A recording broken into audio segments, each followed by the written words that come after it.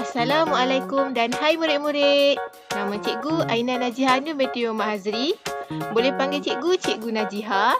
Cikgu akan mengajar kamu semua sejarah selama 3 bulan, iaitu bermula pada hari ini sehinggalah bulan 5 nanti. Jadi, Cikgu harap kamu semua dapat memberi kerjasama dengan Cikgu. Sebelum kita mulakan pengajaran kita pada hari ini, jom kita tonton video di sebelah. Assalamualaikum dan hai semua. Nama saya Nana. Saya menganuti agama Islam. Hai semua, nama saya Devi. Saya beragama Hindu. Hai semua, nama saya Amelie. Saya menganuti agama Buddha. Hai, nama saya Long. Saya percaya kepada animisme. Berdasarkan video tadi, apa yang kamu dapat lihat? Dan apa pula berkaitan dengan tajuk kita pada hari ini? Kita dapat lihat kan? Kat dalam video tu menunjukkan Malaysia ni mempunyai pelbagai kaum dan agama. Tajuk kita pada hari ini ialah agama Islam. Pada hari ini, cikgu akan fokuskan 2 tajuk utama. Yang pertama, latar belakang agama dan kepercayaan masyarakat di tanah Melayu, iaitu Malaysia di dahulu kala. Yang kedua, sejarah perkembangan agama Islam di Kesultanan Melayu Melaka. Jom kita teruskan pengajaran kita pada hari ini. Sebelum kita masuk kepada topik kita yang utama, cikgu nak tanya kamu semua, kamu tahu tak apa itu agama dan kepercayaan? Okey, cikgu akan terangkan apa itu agama dan kepercayaan. Agama ialah hubungan antara manusia dengan sesuatu kekuasaan luar biasa yang dianggap dapat memberikan perlindungan.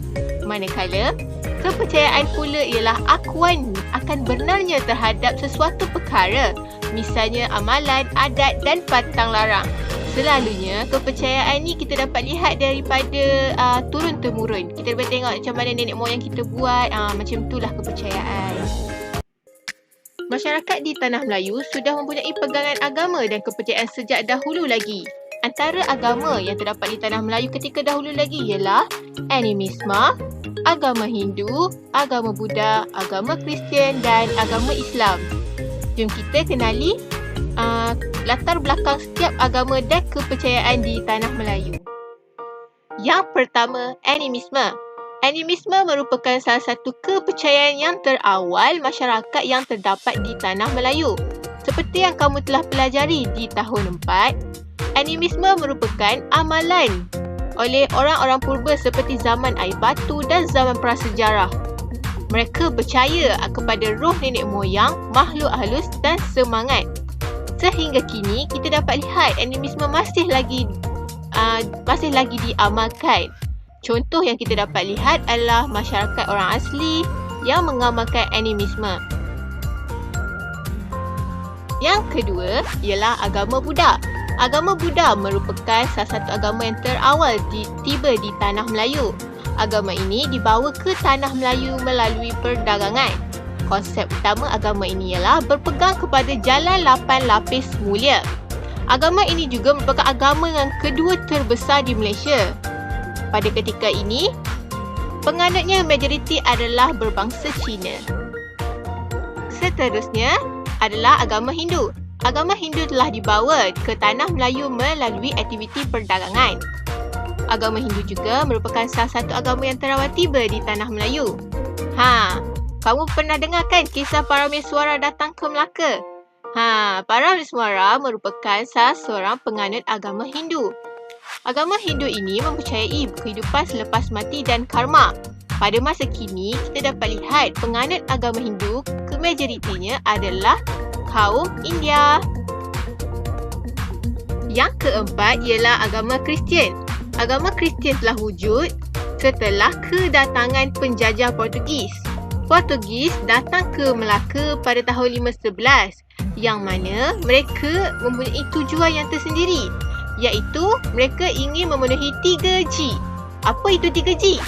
Yang pertama, G untuk gold, iaitu mereka ingin mengaut kekayaan yang terdapat di Melaka. Yang kedua, glory, iaitu mereka ingin menguasai pentadbiran kita. Yang ketiga, gospel yang mana mereka ingin menyebarkan agama mereka iaitu agama Kristian.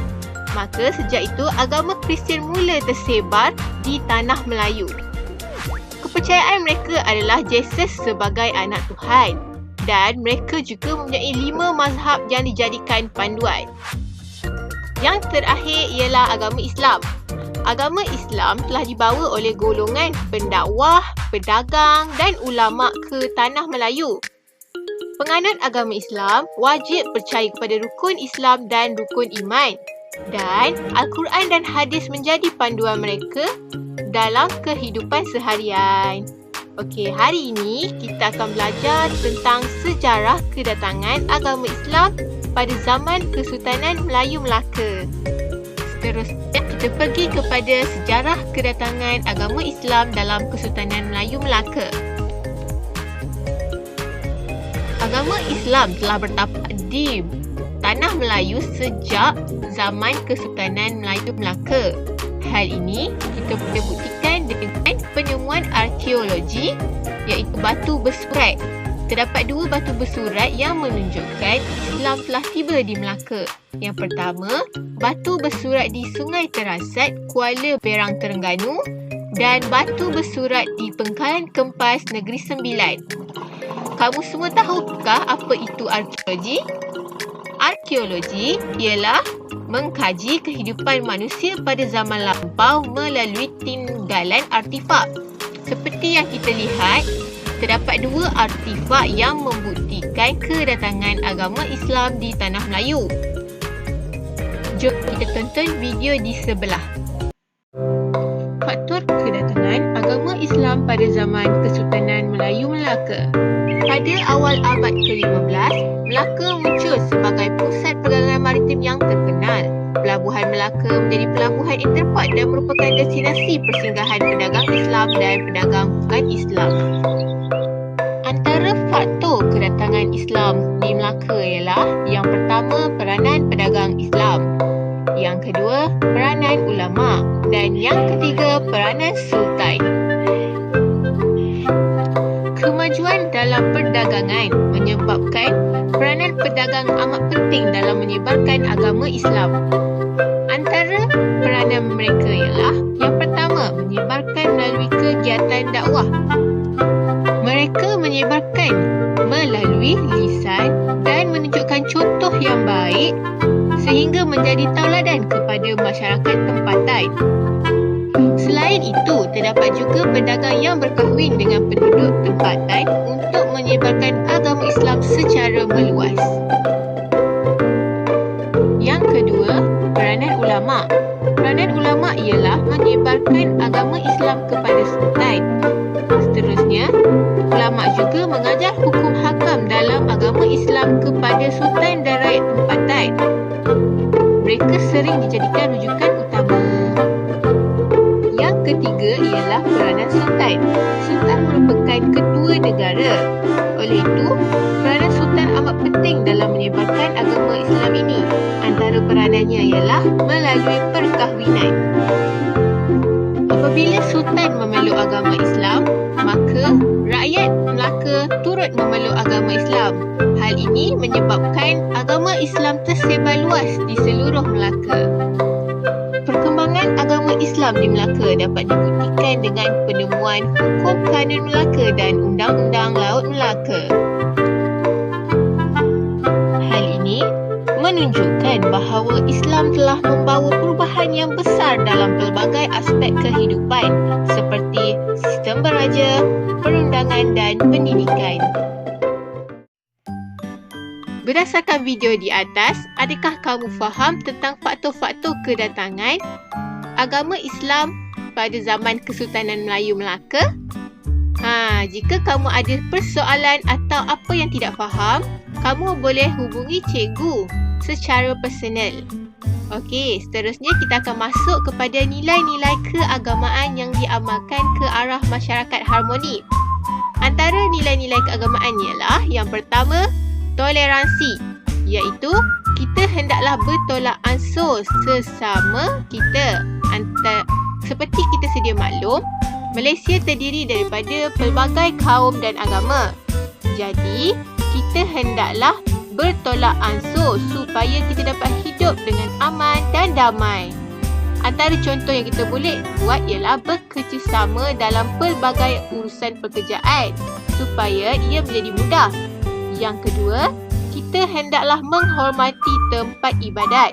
Walaupun kita agama apa pun sekalipun, kita hendaklah menghormati tempat ibadat kita kerana tempat ibadat merupakan salah satu tempat suci untuk sesebuah agama. Yang ketiga, tiada paksaan dalam beragama. Kita tidak boleh paksa orang untuk memeluk agama kita kerana itu adalah hak mereka untuk beragama. Nilai kita yang kedua ialah kasih sayang. Kasih sayang ialah kita hendaklah mengasihi dan mengasihani orang lain walaupun berbeza agama. Kita hendaklah bantu mereka ketika mereka dalam kesusahan. Kita hendaklah mengasihi dan mengasihani orang lain walaupun berbeza agama. Kita hendaklah membantu mereka ketika mereka memerlukan pertolongan kita. Contohnya, ada orang jatuh basikal. Contoh budak perempuan itu jatuh basikal. Lepas tu kita sebagai perempuan kita nampak dia, kita tolonglah dia. Tolong angkat basikal supaya dapat mewujudkan masyarakat dan harmoni. Seterusnya, kita pergi kepada nilai hormat menghormati. Hormat menghormati merupakan tema civic kita pada minggu ini. Sebagai orang yang beragama, kita mestilah menghormati agama kita sendiri. Apa yang kita anuti, kita mestilah hormat. Contoh macam cikgu bagi tadi, kita hendaklah hormat tempat ibadat. Kita hendaklah hormat kepercayaan apa yang kita percaya supaya kita dapat hidup dengan harmoni. Untuk tugasan hari ini, cikgu nak anda semua siapkan latihan pada link yang disediakan di bawah. Dan hantar screenshot hasil jawapan anda yang telah ditanda melalui grup Telegram Sejarah 5 Mawar. Okey, sekian sahaja daripada cikgu. Sekian, terima kasih.